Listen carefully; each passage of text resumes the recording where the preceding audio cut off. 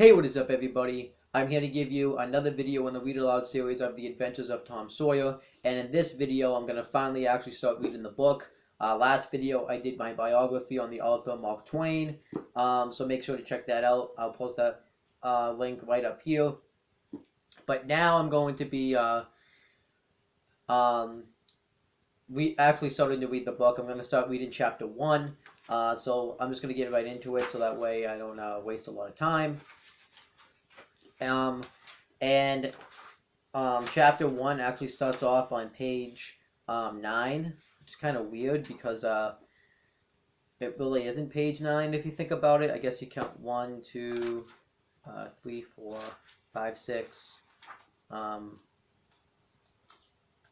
on, let me just make sure there's not like another 7, 8. When I counted it out, it was 8 pages, but I'm not really gonna nitpick there. But yeah, so I'm going to start off reading chapter 1. It's only, this probably shouldn't take me too long if I read fast enough anyways. But it's only about like 8.5 pages maybe 7.5 pages. Because it starts on page 9 and ends on page 17. So it shouldn't take me too long to read this. So I'm just going to start reading it. So this is chapter 1, and the chapter is called The Challenge. We'll find out probably why it is called Challenge. So I'm just going to start reading it. Tom, no answer. Tom, no answer. What's gone with that boy, I wonder? Something I haven't mentioned yet is a lot of this stuff, because I think this place takes, because I think I read on, because of what I read, this takes place in Missouri. A lot of this stuff is going to be, what's it called? Talking like southern stuff, so a lot of the stuff is going to be a little difficult to read, so yeah. I'm just going to continue. You, Tom. No answer. The old lady pulled her spectacles down and looked over them about the room. Then she put them up and looked out under them. She seldom or never looked through them for so small a thing as a boy. They were her state pair, the pride of her heart, and were built for style, not service. She could have seen through a pair of stove lids just as well. She looked perplexed for a moment, and then said, not fiercely, but still loud enough for the furniture to hear, "While I lay, if I get a hold of you, I'll—" She did not finish, for by this time she was bending down and pushing under the bed with the broom, and so she needed breathe to punctuate the punches with. It's supposed to say breath. She resurrected nothing but the cat. I never did see the feet of that boy. She went to the open door and stood in it and looked out among the tomato vines and gypsum weeds that constituted the garden. No, Tom. So she lifted up her voice at an angle calculated for distance and shouted, "You, Tom!" There was a slight noise behind her, and she turned just in time to seize a small boy by the slack of his roundabout and arrest his flight. "There, I might a thought of that closet. What you been doing in there?" "Nothing. Nothing. Look at your hands, and look at your mouth. What is that truck?" "I don't know, Aunt." "Well, I know it's jam. That's what it is. 40 times I've said if you didn't let that jam alone, I'd skin you. Hand me that switch." The switch hovered in the air. The pearl was desperate. "My, look behind you, Aunt." The old lady whirled around and snatched her skirts out of danger. The lad fled on the distance, scrambled up the high board fence, and disappeared over it. His Aunt Polly stood surprised a moment and then broke into a gentle laugh. Hey, the boy, can't I never learn anything? Ain't he played me tricks enough like that for me to be looking out for him by this time? But old fools is the biggest fool there is. Can't learn an old dog new tricks, as the saying is. But my goodness, he never plays them alike. 2 days, and how is a body to know what's coming? He peers to know just how long he can torment me before I get my dander up, and he knows if he can make out to put me off for a minute or make me laugh. It's all down again, and I can't hit him a lick. I ain't doing my duty by that boy, and that's the Lord's truth. Goodness knows. Spare the rod and spile the child, as the good book says. I'm a laying up sin and suffering for us both. I know.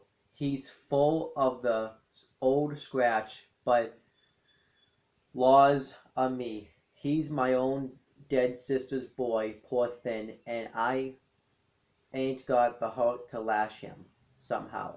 Every time I let him off, my conscience does hurt me so, and every time I hit him, my old heart most breaks.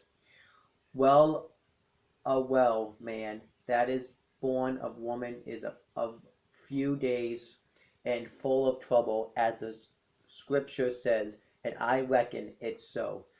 He'll play hockey this evening, and I'll just be obliged to make him work tomorrow to punish him.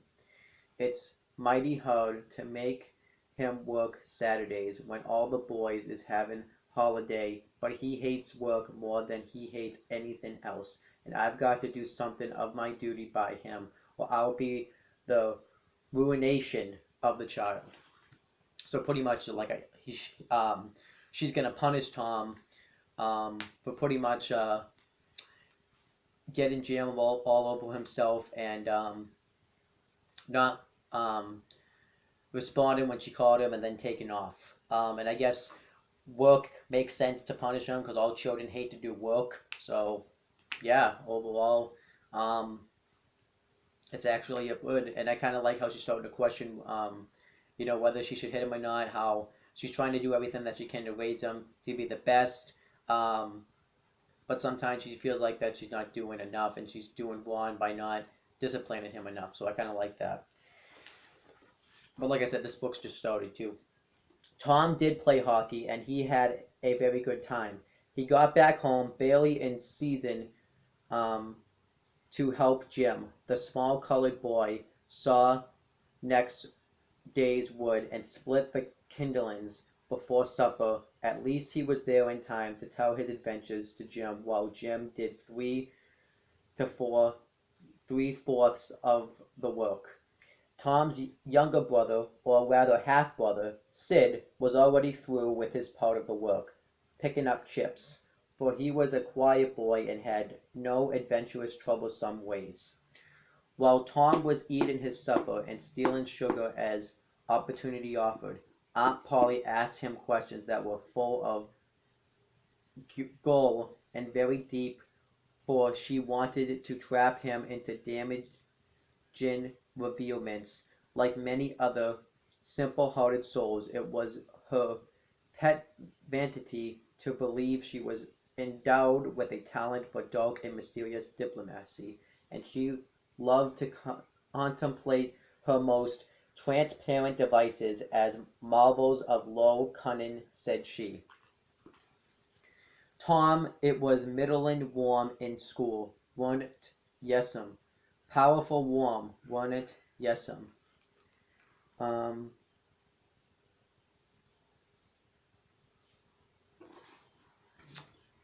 okay, so the next page. Didn't you want to go in a swimming, Tom? A bit of a scared shot through Tom, a touch of uncomfortable suspicion. He searched Aunt Polly's face, but it told him nothing. So he said, "No, no, well, not very much." Like I said, because of the southern western accent, it's tougher to read. The old lady reached out her hand and felt Tom's shirt and said, "But you ain't too warm now, though," and it flattered her to reflect that she had discovered that the shirt was dry without anybody knowing that that was what she had in mind. But in spite of her, Tom knew where the wind lay now, so he forestalled what might be the next move. "Some of us pumped on our heads. Mine's damp yet, see?" Aunt Polly was vexed to think she had overlooked that bit of circumstantial evidence and missed a trick. Then she had a new inspiration. "Tom, you didn't have to undo your shirt collar where I sewed it to pump on your head, did you? Unbutton your jacket." The trouble vanished out of Tom's face. He opened his jacket. His shirt collar was securely sewed.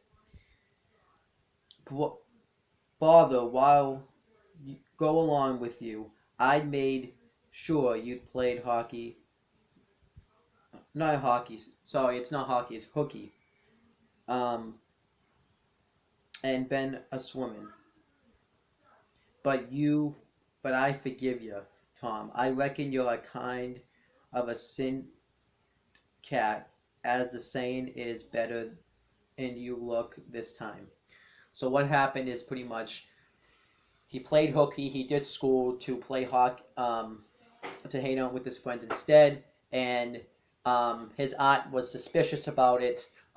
So she was trying to find out, and Tom was worried about it, and obviously she had already known about it. So she was half sorry for Saga City had miscarried, and half glad that Tom had stumbled into obedient conduct for once. But Sydney said, "Well now, if I didn't think you sewed his collar with white thread, but it's black." "Why, I did sew it with white, Tom." But Tom did not wait for the rest. As he went out at the door, he said, "Siddy, I'll lick you for that."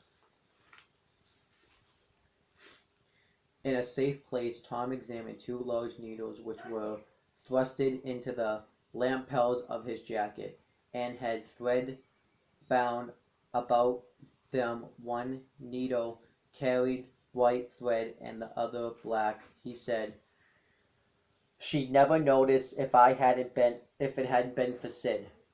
Confound it. Sometimes she sews it with white, and sometimes she sews it with black.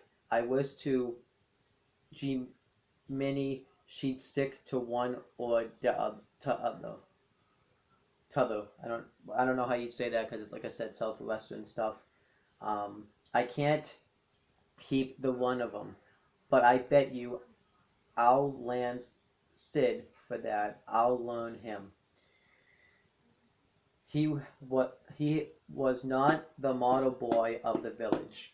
He knew the model boy very well, though, and loathed him. Within 2 minutes, or even less, he had forgotten all his troubles. Not because his troubles were one whit less heavy and bitter to him than a man's are to a man, but because a new and powerful interest bore them down and drove them out of his mind for the time, just as men's misfortunes are forgotten in the excitement of new enterprises. This new interest was a valued novelty in whistling, which he had just acquired from a Negro, and he was suffering to practice it undisturbed. Sorry. It consisted in a peculiar bird-like tone, a sort of liquid warble produced by touching the tongue to the roof of the mouth at short intervals in the midst of the music. The reader probably remembers how to do it if he has ever been a boy.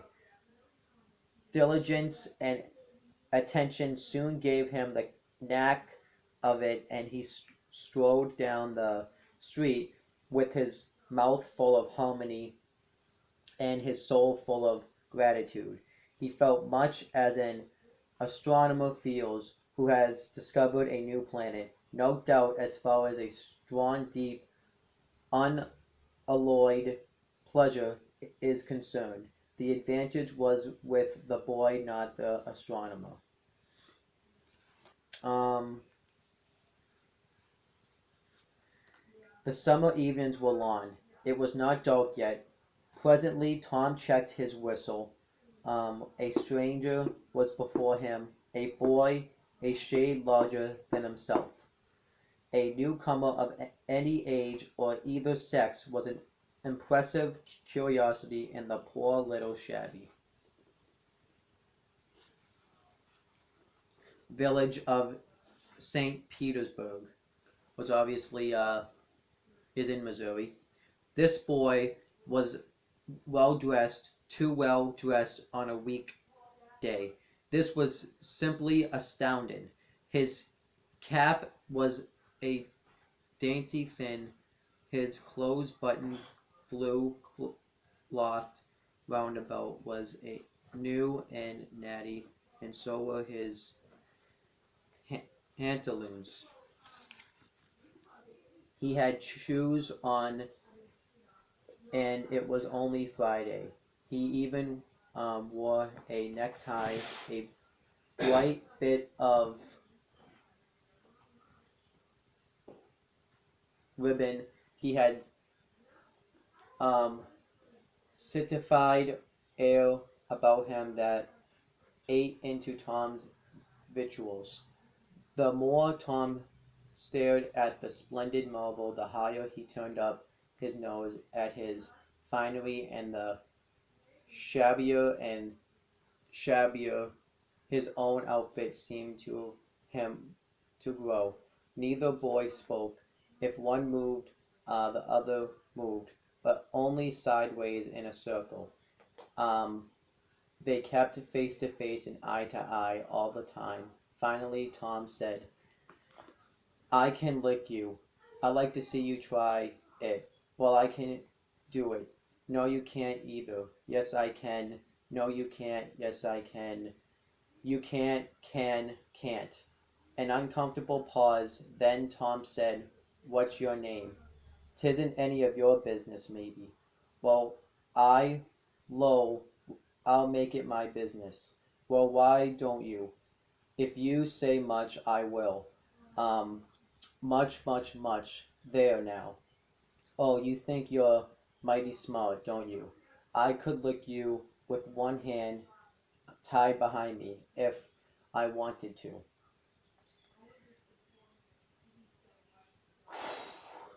Well, why don't you do it? You say you can do it. Um, well, I will if you fool with me. Oh, yes, I've seen whole families in the same fix. Marty, you think you're some now, don't you?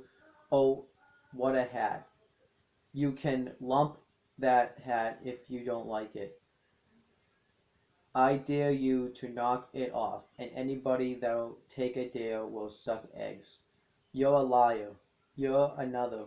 You're a fightin' liar and doesn't doesn't take it up. Ah, t- take a walk.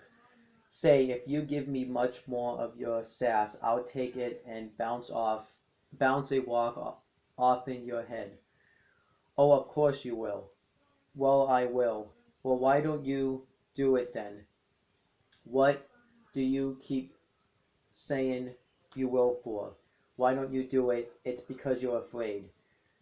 I ain't afraid. You are. I ain't. You are. Another pause and more eyeing and sidling around and round each other. Presently they were shoulder to shoulder. Tom said, Get away from here. Go away yourself. I won't. I won't either. So they stood, each with a foot placed at an angle as a brace, and both shoving with might and main, and glow, glowing at each other with hate. But neither could get an advantage. After struggling till both were hot and flushed, each relaxed his strain with watchful caution, and Tom said, "You're a coward and a pup. I'll tell my big brother on you, and he can thrash you with his little finger, and I'll make him do it too."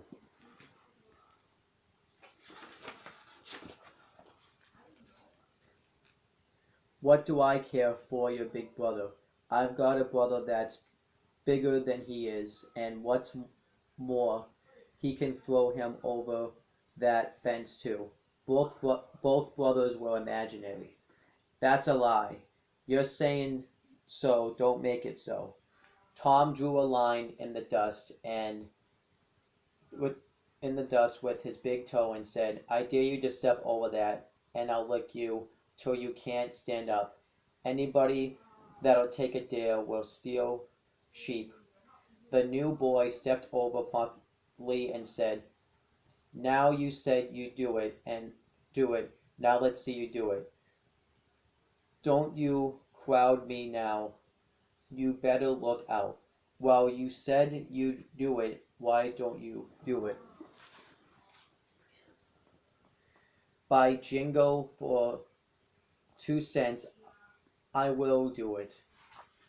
The new boy took two oblong coppers out of his pocket and held them out with derision. Tom struck them to the ground. In an instant both boys were rolling and tumbling in the dirt, gripped together like cats, and for the space of a minute they tugged and tore at each other's hair and clothes, punched and scratched each other's noses, and covered themselves with dust and glory. Presently the confusion took form, and through the fog of the battle Tom appeared, seated astride the boy and pounding him with his fist. "Holler 'nough," said he. The boy only struggled to free himself. He was crying mainly from rage. "Holler 'nough," and the pounding went on. At last the stranger got out a smothered "'nough," and Tom let him up and said, "Now that'll teach you. Better look out who you're fooling with next time." The new boy went off brushing the dust from his clothes, sobbing, snuffling, and occasionally looking back and shaking his head and threatening what he would do to Tom the next time he caught him out.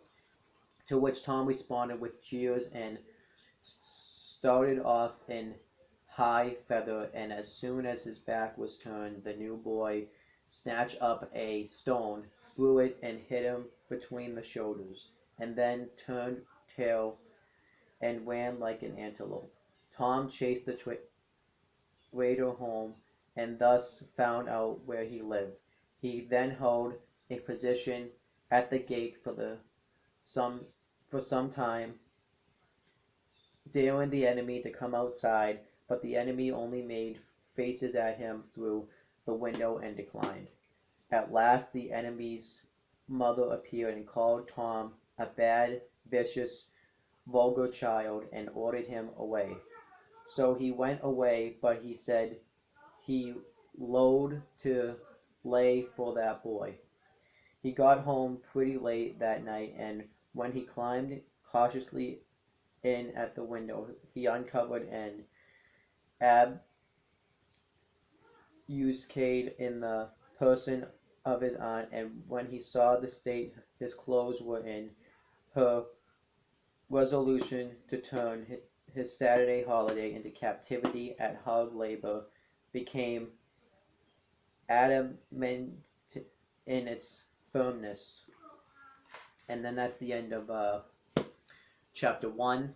So obviously not a lot's happened because it's only the beginning of the book.